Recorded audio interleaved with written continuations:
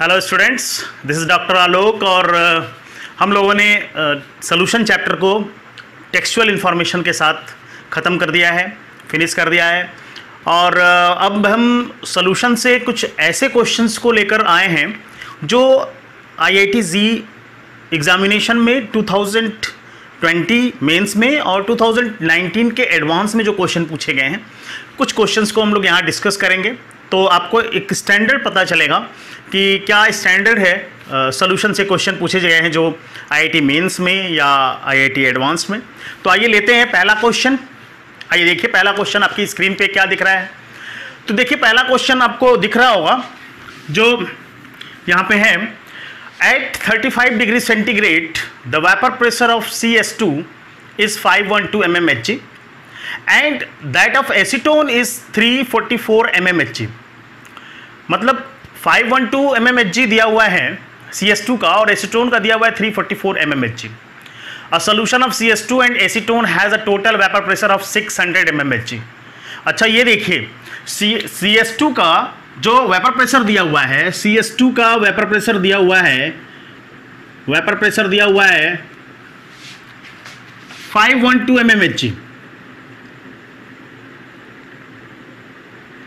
और दूसरा आपको दिया हुआ है एसीटोन का, और एसीटोन के लिए बोल रहा है कि एसीटोन का वेपर प्रेशर है 344 mmHg और कह रहा है कि अगर इन दोनों सॉल्यूशन को मिला दें, मतलब इन दोनों कंपोनेंट को मिला दें, तो बनने वाले सॉल्यूशन का जो वेपर प्रेशर है, सॉल्यूशन का वेपर प्रेशर आ रहा है, सॉल्यूशन का वेपर प्रेशर दे रहा है 600 mmHg। अब देखिए यहाँ पे क्या हो रहा है।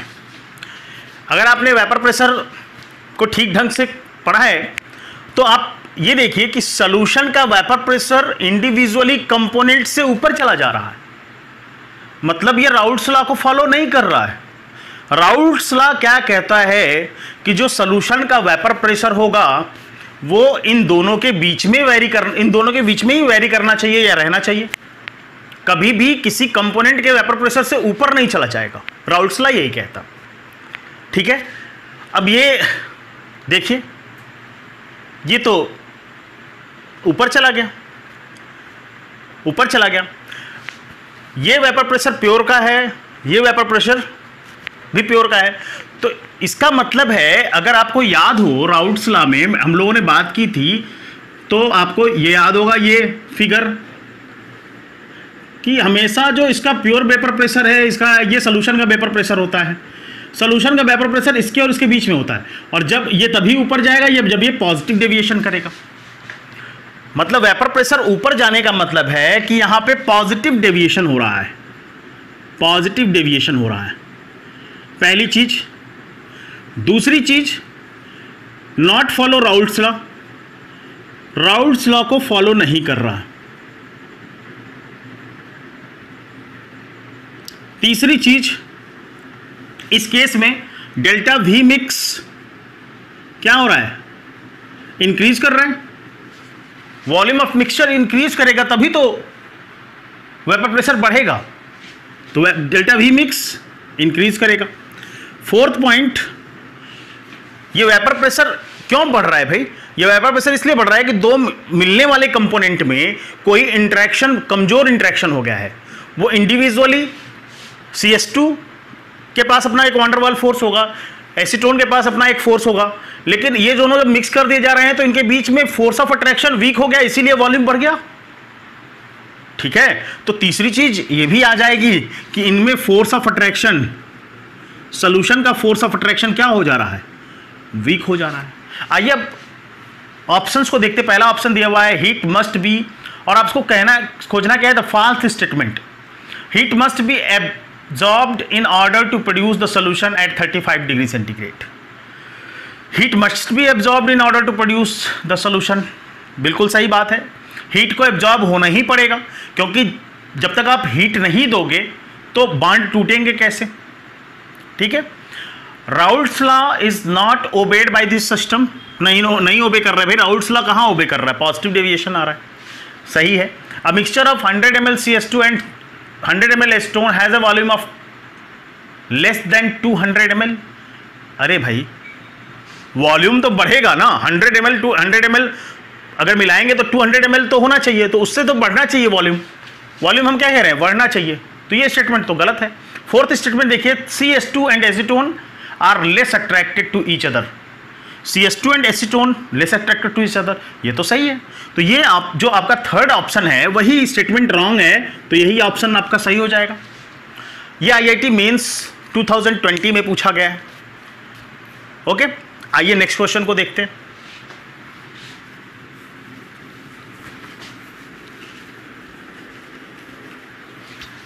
नेक्स्ट क्वेश्चन लेते हैं।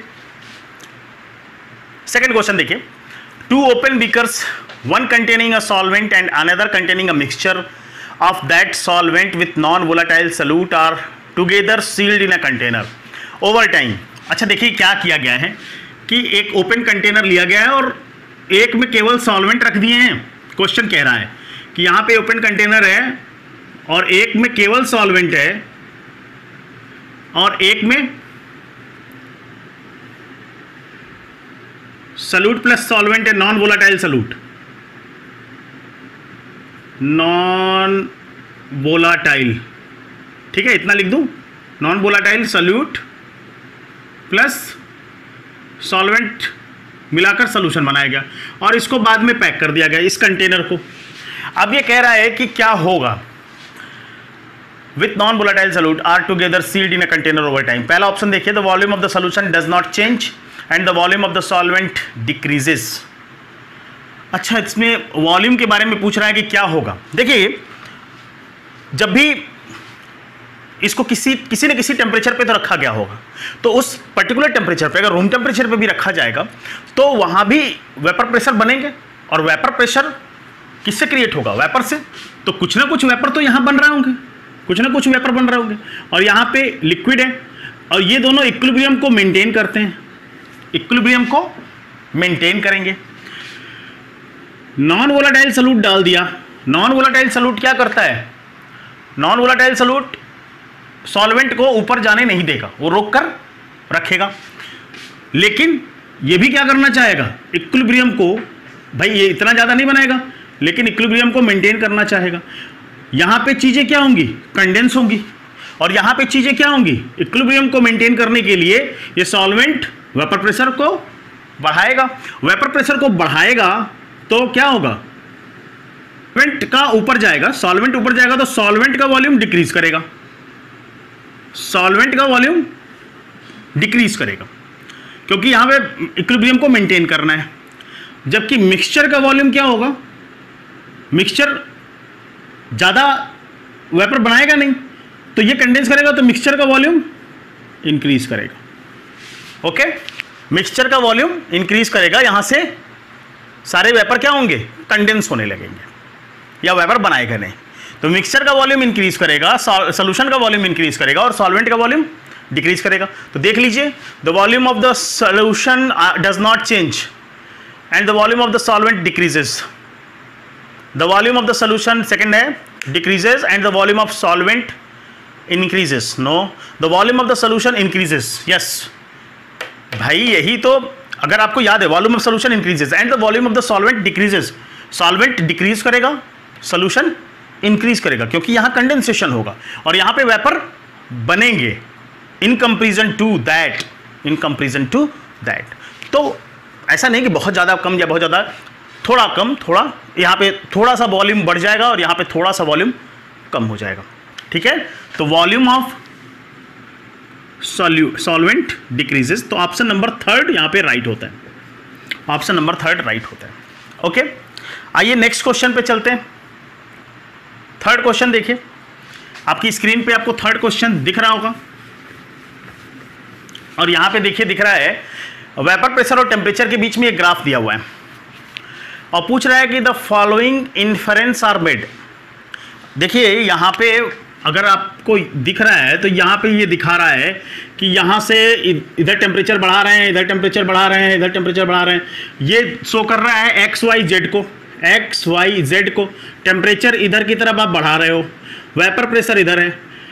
760 का वेपर प्रेशर, 1 atm का वेपर प्रेशर अचीव करने पे इसकी बॉइलिंग पॉइंट आ जाएगी। ठीक है ना। तो यानी कि अगर हम यहां से इसकी बॉइलिंग पॉइंट देखें तो इसकी बॉइलिंग पॉइंट ये होगी, इसकी बॉइलिंग पॉइंट ये होगी, इसकी बॉइलिंग पॉइंट ये होगी। बॉइलिंग पॉइंट का डेफिनेशन अगर आपको याद हो तो बॉइलिंग पॉइंट कहता है कि when the temperature of a solution या of a liquid is equal to the atmospheric pressure या external pressure, then that temperature is called boiling point. तो अब यहाँ पे जहाँ पे 760 अचीव कर रहा है इसका, तो इसका बॉइलिंग देखिए, इसमें सबसे ज़्यादा बॉइलिंग पॉइंट किसका होगा, बॉइलिंग पॉइंट किसका सबसे ज़्यादा होगा, Z का, फिर Y का, फिर X का। ठीक है, अब जिसका बॉइलिंग पॉइंट ज़्यादा है उसका वेपर प्रेशर कम, जिसका बॉइलिंग पॉइंट ज़्यादा उसका वेपर प्रेशर कम। बात समझ रहे हैं, बॉइलिंग पॉइंट और वेपर प्रेशर एक दूसरे के क्या है, इनवर्सली प्रोपोर्शनल है। अब भाई इसका बॉइलिंग पॉइंट ज़्यादा है तो ये कम ही वेपर प्रेशर बनाएगा ना उसके कंपैरिजन में। ये लिक्विड एक पर्टिकुलर टेम्परेचर की अगर बात करें तो इस टेम्परेचर पे ये सबसे ज़्यादा बनाएगा। तो यहाँ पे क्या हो जाएगा, वेपर प्रेशर सबसे अधिक किसका होगा, X का, फिर Y का, फिर Z का। ठीक है, अब तीसरी बात ये पूछ रहा है कि इंटरमॉलिक्यूलर, इसमें जो तीनों दिए हुए हैं इंटरमॉलिक्यूलर फोर्स के बारे में बात कर रहे हैं। अब इंटरमॉलिक्यूलर फोर्स के बारे में अगर हम बात करें या फोर्स ऑफ अट्रैक्शन देख लें, जिसको हम लोग इंटरमॉलिक्यूलर फोर्स ऑफ अट्रैक्शन कहते हैं, तो यहां पे क्या होगा, देखिए वेपर प्रेशर जिसका ज्यादा बन रहा होगा, जिसका वेपर प्रेशर ज्यादा बन रहा है मतलब उसमें फोर्स ऑफ अट्रैक्शन कम है। जिसका वेपर प्रेशर ज्यादा बन रहा है उसमें फोर्स ऑफ अट्रैक्शन कम है, वेपर बनाने की ज्यादा पॉसिबिलिटी है, वोलेटिलिटी की ज्यादा पॉसिबिलिटी बन रही है। तो यहां पे फोर्स ऑफ अट्रैक्शन अगर हम इसको ZYX लिखते हैं तो सबसे अधिक वेपर प्रेशर इसका है, तो सबसे कम तो सबसे ज्यादा यहां पे, तो Z का सबसे अधिक फोर्स ऑफ अट्रैक्शन मिलेगा। ठीक है, तो option number A, X has a higher intermolecular attraction, no, X has lower intermolecular interaction compare to Y, compare to Y, ठीक है, सही है, दूसरा वाला इंटरफेरेंस सही है। Z has lower intermolecular, lower नहीं है, ज्यादा है intermolecular interaction compare to Y। तो अब देखिए इंटरफेरेंस B इज राइट, तो करेक्ट इंटरफेरेंस कौन सा होगा, तीसरे का, मतलब ऑप्शन नंबर थर्ड दिया हुआ है, थर्ड का B दिया हुआ है ना। Okay, question number 3। आइए नेक्स्ट क्वेश्चन को देखेंगे, मैं मिटा लेता हूं, फिर आइए नेक्स्ट क्वेश्चन पे बढ़ते हैं। तो ये देखिए सारे क्वेश्चन IIT मेंस 2020 के हैं। फोर्थ क्वेश्चन किस डेट में पूछा गया है वो भी है, कई शिफ्ट में होते हैं एग्जाम।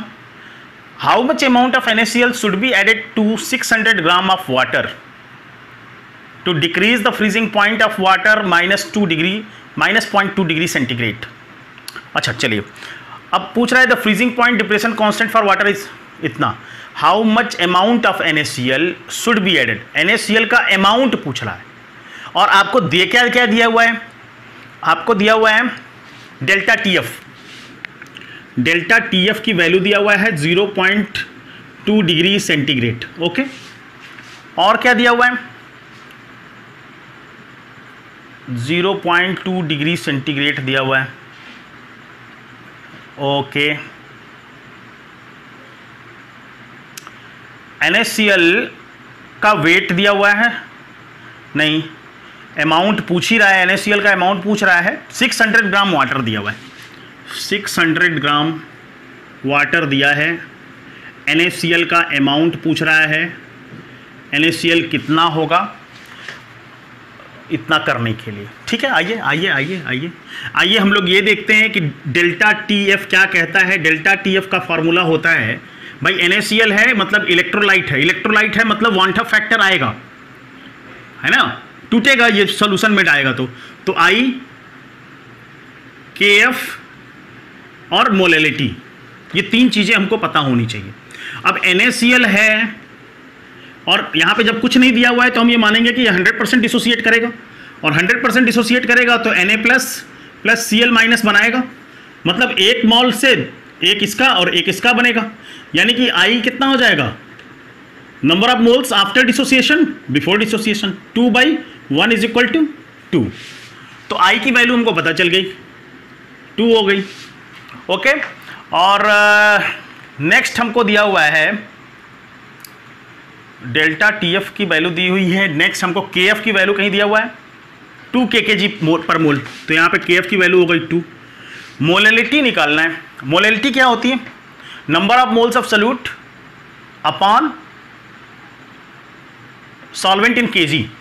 ठीक है, तो यहाँ पे हो जाएगा weight upon NaCl 23 plus 35.5 is equal to 58.5 upon कितने ग्राम? 600 ग्राम दिया हुआ है, तो 600 को हम लोग केजी में चेंज करेंगे तो इसका मतलब यहाँ पे 1000 आ जाएगा। तो आइए इसको सॉल्व करते हैं। इसकी वैल्यू डेल्टा टी एफ की वैल्यू कितना हुआ है? 0.2 डिग्री सेंटीग्रेड। 0.2 डिग्री सेंटीग्रेड, तो 0.2 is equal to 2 into weight upon 58.5 into 600। ठीक है, और 1000 यहाँ चला जाएगा, 1 2 चला गया। ओके, तो वेट इज इक्वल टू, और क्या आ जाएगा? 2 3 6। हाँ ठीक है, और कुछ कट सकता है? नहीं कटता हुआ दिख रहा है, चलिए कोई बात नहीं। तो 0.2 इंटू 3 इंटू 58.5 डिवाइडेड बाई 10 और 2 20। ठीक, तो यहाँ पे देखिए, अगर यहाँ पे 10 का गुणा करें यहाँ पे तो 2 हो जाएगा, ये 200 हो जाएगा, तो ये कितना आ जाएगा? 100। अब देखिए यहाँ पे कितना आ गया? 5 5 2। ठीक है, 175.5 upon 100 is equal to 1.755 gram. 1.755 gram. Okay, तो दिस इज द आंसर। ये आंसर आ गया कि कितना वेट था। ठीक, नोट करिए, देख लीजिए, मैं मिटा रहा हूं, आप पॉज करके भी देख सकते हैं। नेक्स्ट क्वेश्चन पे बढ़ेंगे हम लोग, क्वेश्चन नंबर 5 पे।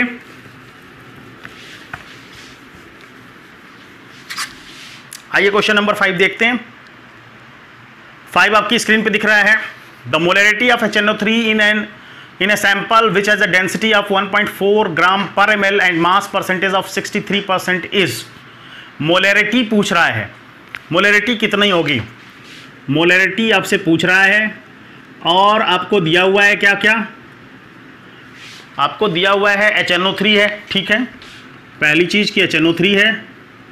डेंसिटी दिया हुआ है, डेंसिटी इज इक्वल टू 1.4 ग्राम पर ml, और क्या दिया हुआ है? मास परसेंटेज दिया हुआ है। Mass percent is equal to 63। ठीक है, मॉलिक्यूलर वेट HNO3 का 63 है। ओके ओके, तो मोलैरिटी के लिए हमारे पास फार्मूला क्या होता है? पहले ये देख लीजिए।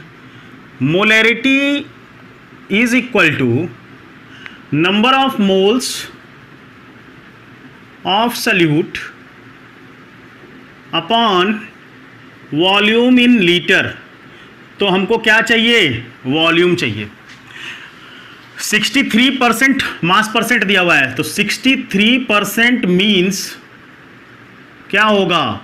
63 ग्राम HNO3 present in 100 gram of solution. 63 gram HNO3 present होगा 100 ग्राम सॉल्यूशन में। ओके, तो number of moles of solute हम लोग निकाल सकते हैं भाई। 63 ग्राम हमको HNO3 पता चल गया, तो देखिए, तो 63 और उसका मॉलिक्यूलर वेट दिया हुआ है 63। Volume in litre. अब लीटर में वॉल्यूम के लिए हमको क्या करना पड़ेगा? हमको सॉल्यूशन का ग्राम पता है और डेंसिटी हमको मालूम है, तो density is equal to mass by volume. Mass कितना दिया हुआ है? 100 ग्राम। डेंसिटी दी हुई है, तो वॉल्यूम कितना हो जाएगा? अब यहाँ पे दूसरा फार्मूला देख लीजिए, इससे क्या निकल जाएगा? V is equal to M by D. V is equal to M by D, तो V is equal to 100 divided by 1.4। Okay, तो यहां पे आ गया 100 डिवाइडेड बाई 1.4 और वॉल्यूम इन लीटर चाहिए, तो लीटर के लिए हमको क्या करना पड़ेगा, 1000 से भाग देना पड़ेगा। तो यहां पे ये टोटल डिवाइडेड बाई 1000, तो यहां पे देखिए कितना आ जाएगा, ऊपर तो 63/63 सीधे 1 आ गया, नीचे क्या हुआ 100, ये 0.4 यहां जाएगा, 0.4 नहीं 1.4 सॉरी 1.4 इंटू 1000, यहां से आपने काट दिया 1 0 2 0, तो कितना आ गया 14 मोलर। ओके, आईआईटी मेंस का क्वेश्चन है, देखिए आप आसानी से सॉल्व करेंगे। आगे नेक्स्ट चलते हैं, नेक्स्ट क्वेश्चन पे, तो मैं मिटा लूं फिर आगे बढ़ते हैं।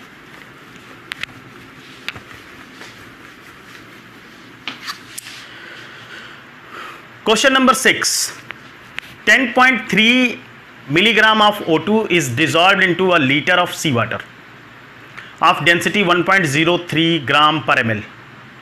ठीक है, the concentration of O2 in ppm, ppm में निकालना है। तो ppm के लिए फार्मूला क्या होता है, ppm के लिए फार्मूला होगा कि wait of solute upon weight of solvent, या हम ये कहें कि वेट ऑफ सॉल्यूशन। और जब ppm में होता है तो देखिए क्या होता है कि सॉल्यूट के वेट को हम बहुत ज़्यादा लेते नहीं है। देखिए अब जैसे यहाँ पे 10.3 mg दिया हुआ है, ठीक है O2, और कह रहा है कि ये डिजॉल्व है into a litre, 1 litre of sea water, 1 litre sea water में डिजॉल्व है। अब 1 लीटर का जो वेट आएगा उसमें ये 10.3 mg बहुत ही कम है। तो यहाँ पे ppm के लिए हम लोग क्या फार्मूला क्या है, ppm is equal to weight of solute upon weight of solution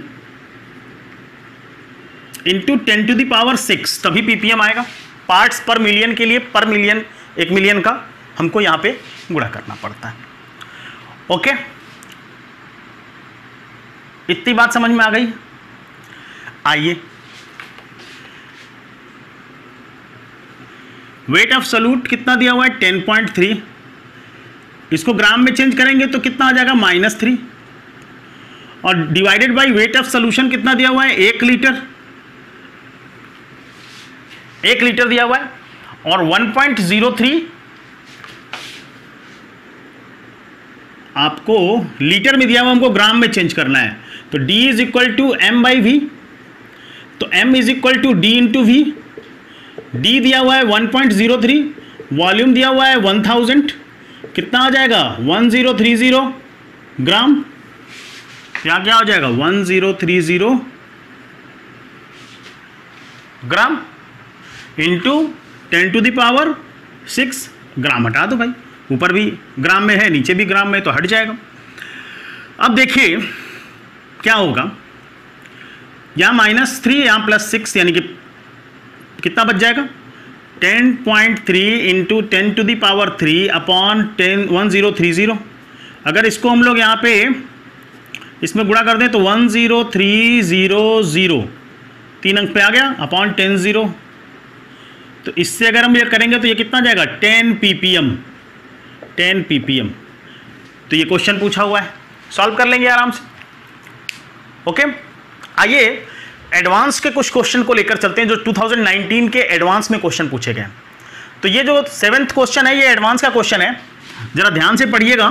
IIT advance में क्या क्वेश्चन पूछे गए हैं सॉल्यूशन चैप्टर से।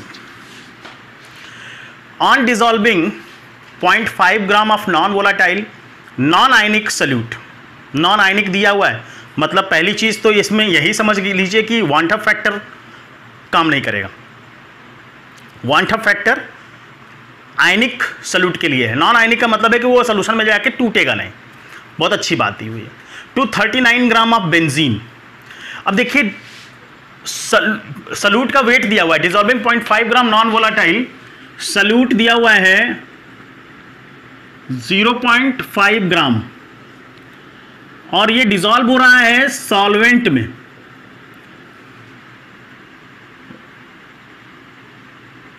$39 ग्राम सॉल्वेंट दिया हुआ है, 39 ग्राम। Okay, it's vapour pressure decreases from 650 to 640 mmHg। अच्छा, डिजॉल्व करने के बाद मतलब P नॉट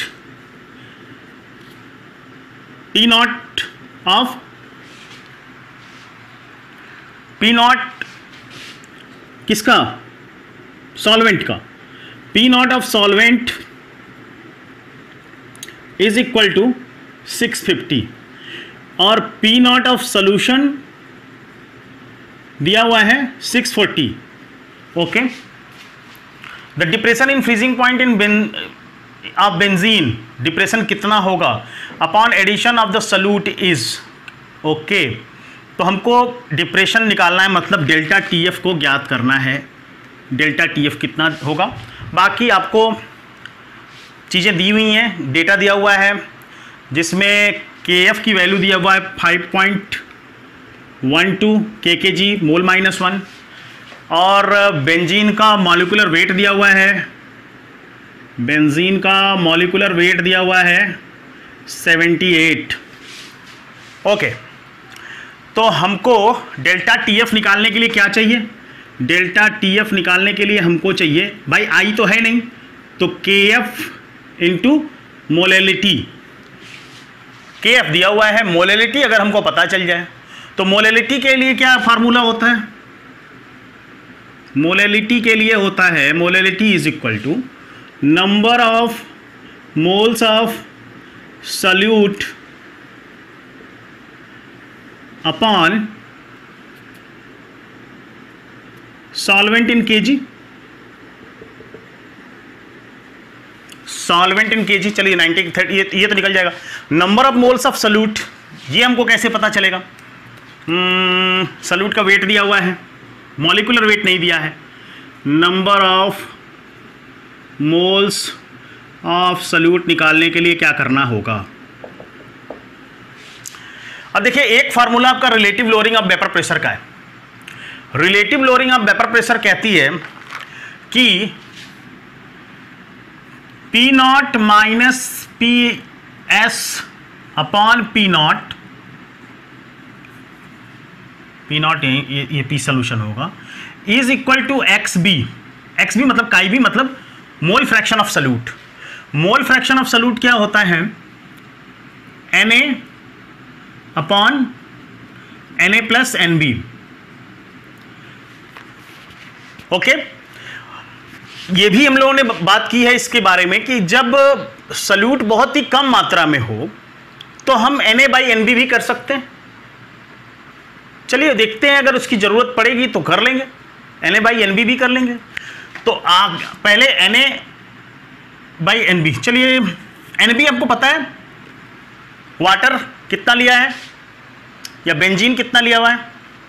हाँ, बेंजीन पता है भाई। Na का मतलब अगर ये सल्यूट है तो ये क्या होगा? सॉल्वेंट होगा। तो Na upon Na plus solvent दिया हुआ है 39 ग्राम और उसका मॉलिक्यूलर वेट दिया हुआ है 78, तो 39/78 मतलब 0.5 आ जाएगा। ठीक है, और P नॉट का मतलब हो गया 650 माइनस 640 अपॉन 650। यहाँ पे वैल्यू आ जाएगी 10/650 इज इक्वल टू, इसको हम लोग निगलेक्ट कर सकते हैं, इसको हम लोग छोड़ सकते हैं जब सल्यूट की मात्रा बहुत ही कम हो। तो अब देखिए Na/0.5। ठीक है, अब यहाँ से आपको क्या मिल जाएगा? अगर यहाँ से देखेंगे तो Na इज इक्वल टू, या इसका गुणा इसमें हो जाएगा, इसका मल्टीप्लिकेशन, तो यहाँ पे आ जाएगा 5 डिवाइडेड बाई 650।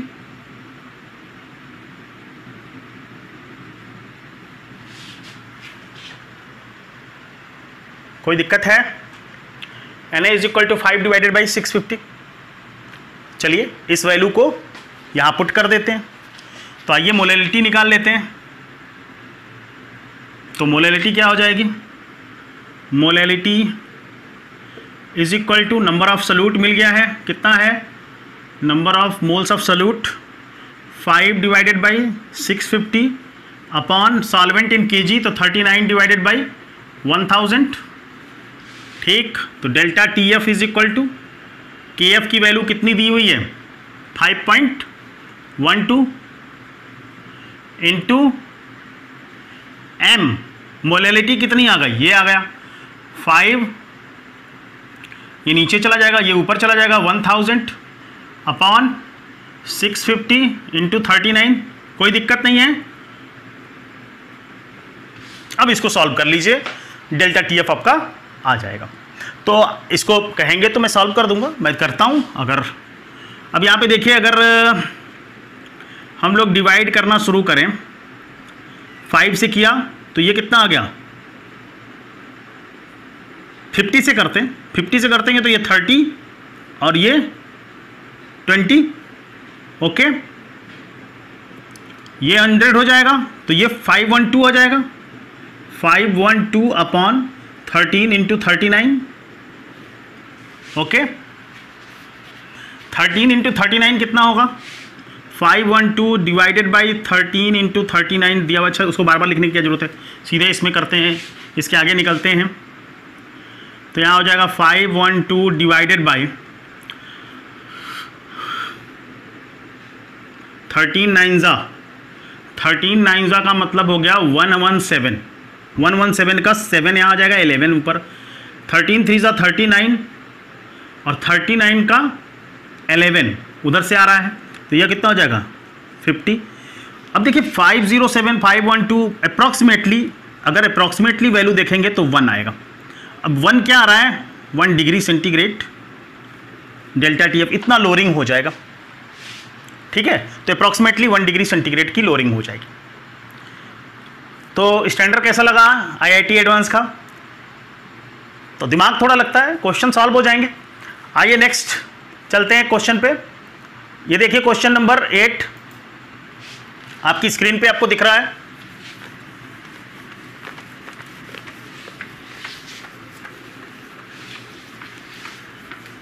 सॉल्व करने की कोशिश करिए, देखिए सॉल्व होता है। देखिए क्वेश्चन क्या दिया हुआ है, the mole fraction of urea in an aqueous urea solution containing 900 gram of water is 0.05। Mole fraction of urea दिया हुआ है, मोल फ्रैक्शन ऑफ यूरिया दिया हुआ है 0.05, okay, in an aqueous solution containing 900 gram of water, containing 900 gram of water, मतलब solvent दिया हुआ है, सॉल्वेंट दिया हुआ है 900 ग्राम। आगे बढ़ते हैं। If the density of the solution is 1.2, density दिया हुआ है 1.2, चलो ग्राम पर ml होगा। The molarity of urea solution, molarity निकालना है, molarity of the urea solution कितना होगा, और गिवन डाटा में आपको मोलर मास दिया हुआ है, ओके। हाँ, तो आइए मोलैरिटी के लिए पहले फार्मूला लिखते हैं। Molarity is equal to number of moles, number of moles of solute divided by volume in litre, volume of solution in litre, ठीक है। हाँ, तो हमको तो बहुत सारी चीजें भी नहीं पता है, सॉल्वेंट पता है 900 ग्राम है और सोल्यूशन का 1.2 डेंसिटी दिया हुआ है, मतलब हमको यूरिया का वेट निकालना पड़ेगा। Number of moles of solute निकालने के लिए अगर आप देखें तो हमको पहले मोल फ्रैक्शन के लिए फार्मूला देखिए क्या होता है। Mole fraction is equal to number of moles of solute upon number of moles of solute plus number of moles of solvent, ठीक है। तो नंबर ऑफ मोल्स कितना दिया हुआ है नहीं मालूम, Na नहीं मालूम, हाँ Nb तो पता है 900 ग्राम दिया हुआ है, तो 900 divided by 18, molar mass water का कितना होगा 18, तो यहाँ से ये कितना वैल्यू आ जाएगा 50, तो यहाँ पे कितना 0.05 is equal to Na upon Na plus 50, इसमें कोई दिक्कत नहीं है। इधर से अगर हम लोग इसको लेकर चलेंगे तो 0.05 Na प्लस 2.5 आएगा, 2.5, 250, 2 अंक पे लग जाएगा, ठीक है, इज इक्वल टू Na। अब Na में से ये गया, माइनस करेंगे तो आपको बचेगा कितना, 0.95 Na इज इक्वल टू 2.5, दोनों तरफ मल्टीप्लाई कर दीजिए 100 से, तो क्या हो जाएगा, Na इज इक्वल टू 250/95, ठीक है। आइए ये कितना आएगा, 25, ये कितना आएगा 19, सही है, नहीं ये 50 आएगा, 50/19, okay. Na is equal to 50/19 आ रहा है, 50/19 मतलब number of moles of solute मिल गया, ओके। अब number of moles of solute मिल गए, तो अब हमको क्या करना है, आइए वेट ऑफ सल्यूट निकाल लेते हैं।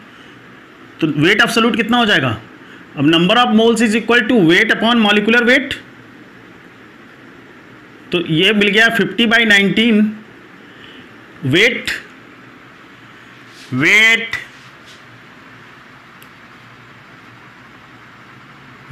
नहीं पता है, मॉलिक्यूलर वेट यूरिया का 60 दिया हुआ है, तो वेट कितना हो जाएगा, वेट इज इक्वल टू 60 × 50/19। चलिए वैल्यू निकाल लो, कितनी आएगी भाई, 3000 डिवाइडेड बाई 19,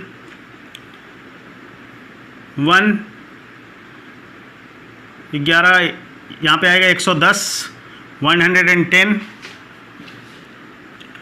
और इसको इधर कर लेते हैं कहीं, 3000 डिवाइडेड बाई 19,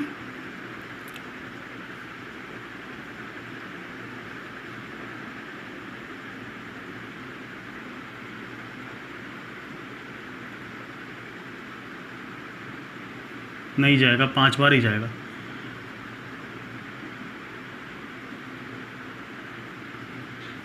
कितना बच गया, 15, 5, ठीक है, ओके, 150,